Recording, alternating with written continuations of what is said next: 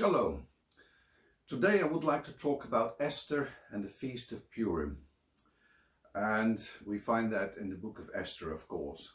But first I would like to start with the image of Daniel 2. The image that King Nebuchadnezzar saw in a dream. And we have, in this image, we have the golden head, that's the Babylonians. We have the silver arms, those are the Medes and the Persians. We have the belly and thighs of copper, and those are the Greeks, Alexander the Great, and the kingdoms that followed up, the Greek kingdoms that followed up. And we have the legs of iron, and that's of course the Roman Empire. And there's something with this image of Daniel 2. Satan uses those world empires all the time to persecute the Jews, to attack the Jews, to attack the religion of the Jews, to attack the Jews themselves, to attack the line of the Jews, the line of the Messiah. And with the Babylonians with the head of gold, Nebuchadnezzar, he wanted everyone to worship the golden image that he had erected. And that was, Satan used Nebuchadnezzar to attack the religion of the Jews. And God used Shadrach, Meshach and Abednego and an angel to thwart the plans of Nebuchadnezzar, to thwart the plans of Satan. With the silver, the Persians, with the silver arms, the Persians, there's Haman. This is part of our story today. There's Haman who wants to kill Mordecai, but not just him, he wants to kill all the Jews. So Satan uses Mordecai as an attack on all the Jews, as a complete genocide. And God uses Mordecai and Esther to thwart the plans of Haman and to thwart the plans of Satan. The Greeks is the belly of bronze. In the time of the Greeks, there's Antioch IV Epiphany, and Antioch IV, he attacks the Jews and especially the religion of the Jews. He soils the temple and he erects an image of Zeus in the temple, and pigs are slaughtered, are sacrificed there. And Satan uses him as an attack on the Jewish religion.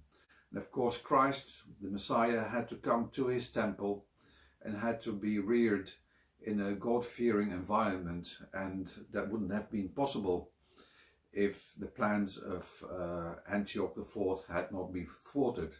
But God used the Maccabees to prevent the plan of Antioch and saves the people. And in the fourth empire, the legs of iron, the Roman Empire, we think of Herod the Great. Herod the Great, he was a king for the Romans. He was in alliance with the Romans, and that was part of the Roman Empire. The eastern part of the Roman Empire was ruled by princes and kings, and he of course he had all the boys killed of 2 years old and under at the time of the Messiah, and that of course was Satan used Herod the Great as a direct attack on the Messiah. So in all four empires of gold, silver, bronze and iron, Satan uses these empires to attack the Jews themselves or the religion of the Jews, or to attack the line of the Messiah. And God, he prevents it every time, and he gives people to save his people every time. And Esther and the Purim festival and Esther is all about the silver.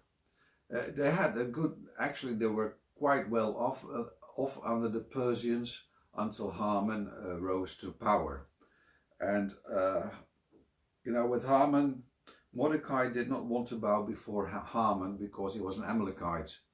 And God had said the following about the Amalekites in Deuteronomy 25, verses 17 till 19.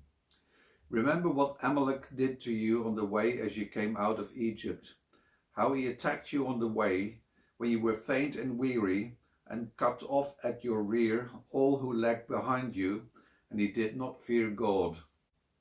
Therefore, when the Lord your God has given you rest from all your enemies round about, in the land which the Lord your God gives you for an inheritance to possess, you shall blot out the remembrance of Amalek from under heaven. You shall not forget. And then quite a couple of centuries later, God gives an explicit order to King Saul to annihilate all the Amalekites. And he does not do that, or he does so half-heartedly, and he leaves Agag, the king of the Amalekites, he leaves him alive, and well, you know that story of King Saul. And some of the Amalekites, they escaped as well. Well, in this story, King Saul, he was from the tribe of Benjamin. And Mordecai and Esther are also from the tribe of Benjamin. So there's this clash between the tribe of Benjamin and Amalekites. And you could say what King Saul did not do, Mordecai, he makes sure that he does. He takes the enemy head on, and he does not bow down for him. Mordecai is a Benjamite, just like King Saul. Haman, he finds out that Mordecai is a Jew, and he is not content by just killing Mordecai. He plans to kill both Mordecai and the Jewish people, all of them. And a date is set, the 13th of Adar, the 13th of the 12th month is set, that all the Jews should be killed in the whole empire. And the Jews, they started fasting with sackcloth and ashes the moment they hear of this plan. And so does Mordecai. He fasts with fasting and sackcloth and ashes. And Mordecai, he realizes that Esther has probably been positioned by God in her position as part of the harem, that she's probably there to save her people. And he says the following. It's his, you could say, it's his statement of belief, and it's the only hint of God in the book of Esther, really, because the word God is not mentioned in the book of Esther. It says there in Esther 4:14. He says he has it transmitted because he can't meet her himself because she's in the harem. So it's through it's through messengers that he sends this message to her. And he says, "For if you keep silence at such a time as this," Esther 4:14. "For if you keep silence at such a time as this, relief and deliverance will rise for the Jews from another quarter." So God will rescue us in a different way. "But you and your father's house will perish. And who knows whether you have not come to the kingdom for such a time as this?" For she was made queen instead of Queen Vashti, because Queen Vashti did not want to come. She refused to come before King Xerxes, before King Ahasuerus, when he commanded her to come. And probably because she didn't want to turn up before all these drunk men. And she said, "No, I'm not coming." And then, of course, she lost her position as queen. And they had a search for a new queen in the empire, and all these girls were put in the harem, and Esther, she was chosen, and she became the new queen. So Esther reveals Haman's. So then later, Esther says, "Well, okay, fast for me, fast 3 days and 3 nights, and I will do the same, and then I will go to the king." So she goes to the king, and she invites him. He reaches out with his golden scepter to her, so she may live, and she invites him and Haman for a banquet. So they come, and then she invites them for a second banquet, and then the second banquet, the king realizes that she has a request. He says, "Well, what do you want?" And Esther reveals Haman's plans against her and her people during the second banquet, that he is about to kill her and to kill all the Jews. Of course, Haman didn't know that, because Queen Esther, she kept her identity secret. which Mordecai had told her to do so. The king, he's furious because it's his favorite wife. It's the wife he made queen. And he's furious that he wants to kill all the Jews because he didn't Haman had said it's some sort of people who do not listen to your commands and do not listen to your laws, which was a lie of Haman, because there was no case that the Jews did not listen to the laws of the king. So the king is furious, and Haman is hanged on his own gallows, and his 10 sons are executed as well. Mordecai, he gets the position of Grand Vizier, or whatever it's called in those days. He gets the position of Haman, and he's allowed to make laws. So he makes a counter law to, and he makes the law that the Jews will be allowed to defend themselves on the 13th of Adar. And so that the calamity will be turned around. So many people are afraid of the Jews, and even many people join the Jews.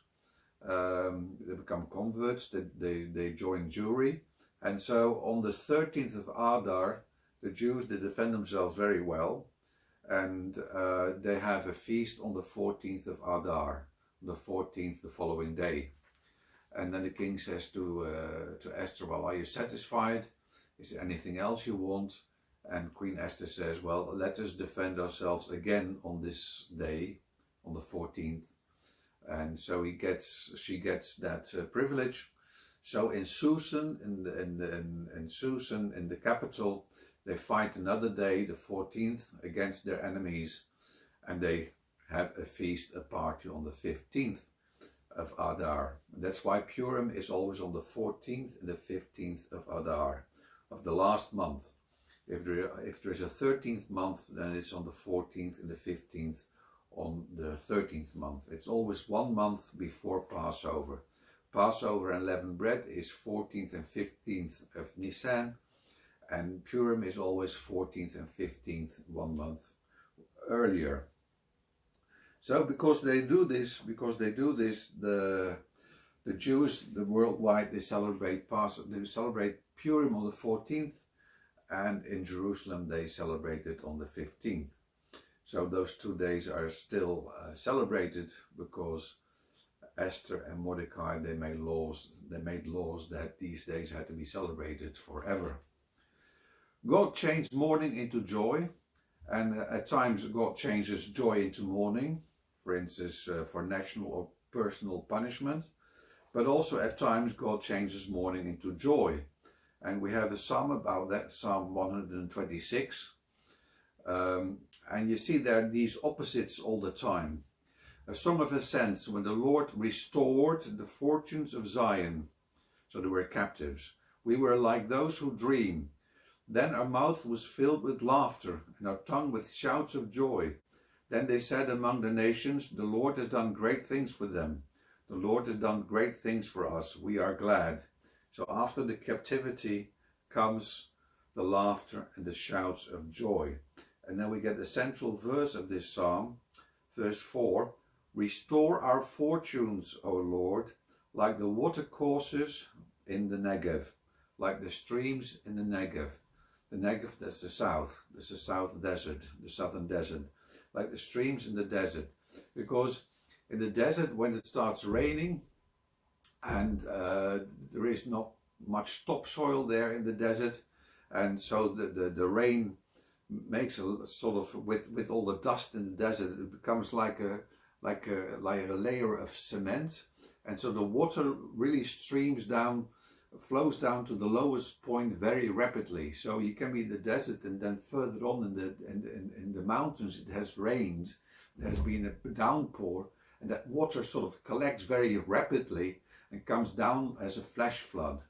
So there's lots of flash floods in the desert always, in the Negev, and these are dry streams, so there is no stream, there is no brook, there is no stream. So that's why the prayer is, restore our fortunes like the streams in the Negev, because there is nothing, and then suddenly there's this flash flood, and then suddenly it's gone again. actually is so dangerous to pass that by bike or walking, because the road has a dip, and you're not really realizing it, that you are then in the middle of a stream. But if that water comes down, you're sort of swallowed up by the stream. And that's why there are more people drowning in the desert in Israel than there are people drowning in the sea, in the Mediterranean, every year. And so the psalm writer says, restore our fortunes like the streams in the desert. Suddenly, please help us, Lord. And it says, may those who sow in tears reap with shouts of joy. Shouts of joy. So the tears are turned into joy. He that goes forth weeping, bearing the seed for sowing, shall come home with shouts of joy, bringing his sheaves with him. So the tears and the weeping is turned into joy. And that's what God does, and that's what he asks. Restore our fortunes like streams in the desert, so that our weeping may become joy.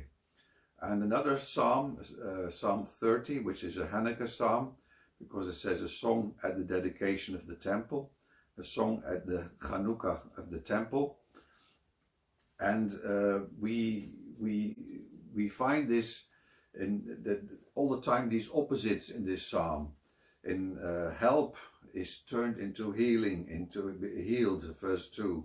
And the pit, which is the grave, is opposite the life in verse 3. And anger, God's anger with God's favour in verse 5a. And the weeping is turned into joy in verse 5b. And the pit, the grave, is opposite praise in verse 9. And the mourning is changed into dancing in verse 11a. And sackcloth is changed in gladness in verse 11b. So this Psalm 30 is all about the change of the mourning and the pit and the grave and the anger into life and favour, joy, dancing and gladness. And there are also quite a few passages in Jeremiah and in Isaiah that describe this, that on the one hand God changes the joy into mourning because there is captivity because of all the sins, and when they're in captivity, when there is repentance, then God changes the mourning into joy. And that's what happens at Purim as well. That's what happened, and that's why they instituted Purim, to celebrate this. And we find the institution of Purim in Esther 9, verses 20 to 28. And Mordecai recorded these things and sent letters to all the Jews who were in all the provinces of King Ahasuerus, both near and far, enjoining them that they should keep the 14th day of the month Adar, and also the 15th day of the same, year by year, as the days on which the Jews got relief from their enemies, and as the month had been turned for them from sorrow into gladness, and from mourning into a holiday, that they should make them days of feasting and gladness, and days for sending choice portions to one another, and gifts to the poor. And we can still do that. We can have a day of feasting, a day of gladness, and we can send choice portions to one another, and we can have gifts to the poor. So the Jews undertook to do as they had begun, and as Mordecai had written to them. For Haman the Agagite, the son of Hammedatha, the enemy of all the Jews, had plotted against the Jews to destroy them, and had cast Pur, that is the lot, to crush and destroy them. That's where the word Purim comes from. But when Esther came from before the king, he gave orders in writing that his wicked plot, which he had devised against the Jews, should come upon his own head, and that he and his sons should be hanged on the gallows. Therefore they called these days Purim, after the term Pur. And therefore, because of all that was written in this letter, and of what they had faced in this matter, and of what had befallen them, the Jews ordained and took it upon themselves and their descendants and all who joined them, that without fail they would keep these 2 days according to what was written, and at the time appointed every year.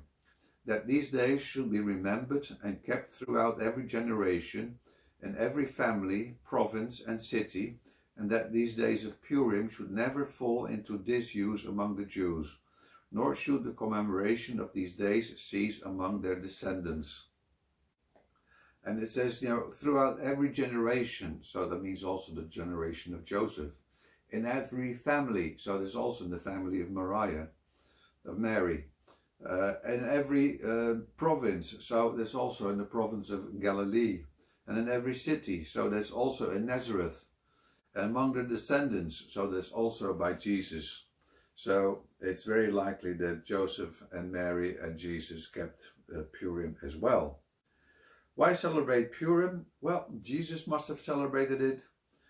We know for sure, not everything is mentioned what Jesus celebrated, but Sabbath and Passover and leavened bread and tabernacles and Hanukkah are mentioned.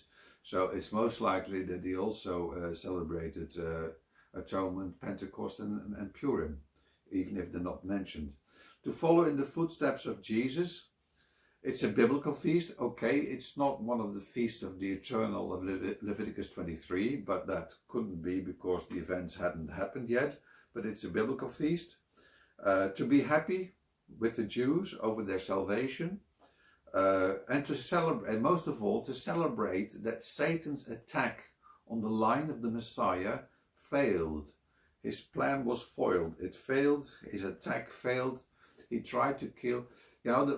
If you go by 2 parents, 4 grandparents, 8 great grandparents, 2, 4, 8, 16, 32, 64. If you keep doubling that, then there must have been about 500,000 to 1 million ancestors of Jesus living in those days, because it happens about 500 years before Christ. So there must have been 500,000 of ancestors at least. So it was a great attack on the Jews, but it was a great attack on all these ancestors of Jesus Christ, so that he wouldn't be so that Mary and Joseph wouldn't be able to be born. And if they hadn't been there, then it would have been a problem for God, for the Messiah. So, and the last thing that I want to talk about, that Esther and Joseph, they have a lot in common, and they both saved their people. As Joseph in Egypt, he saves his people, and Esther, she saves her people. Joseph is a son of Rachel, and Esther, she is a Benjamite, a descendant of Rachel.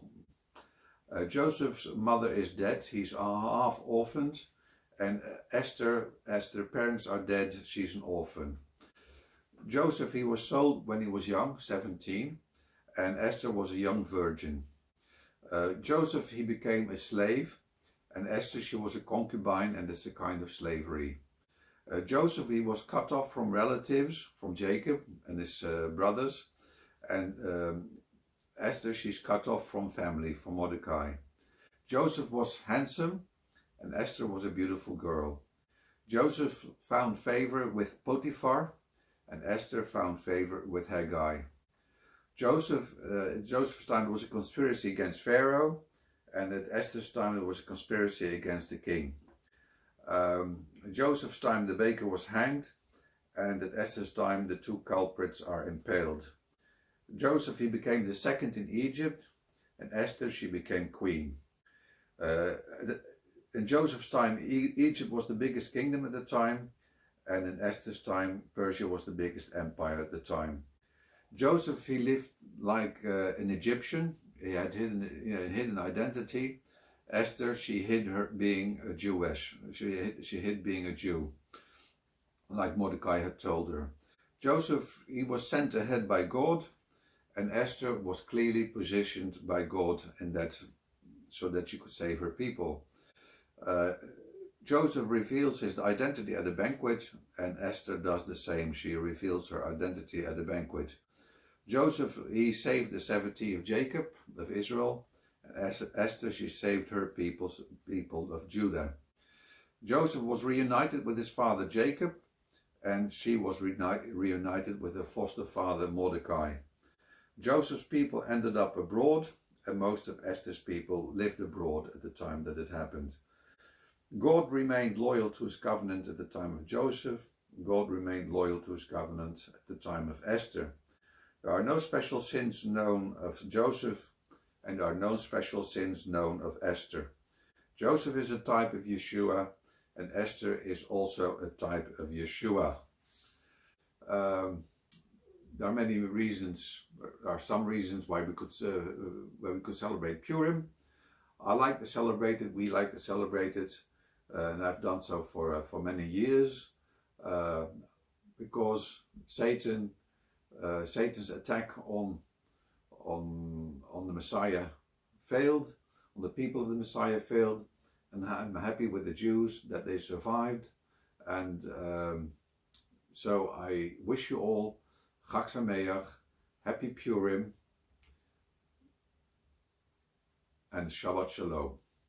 Amen.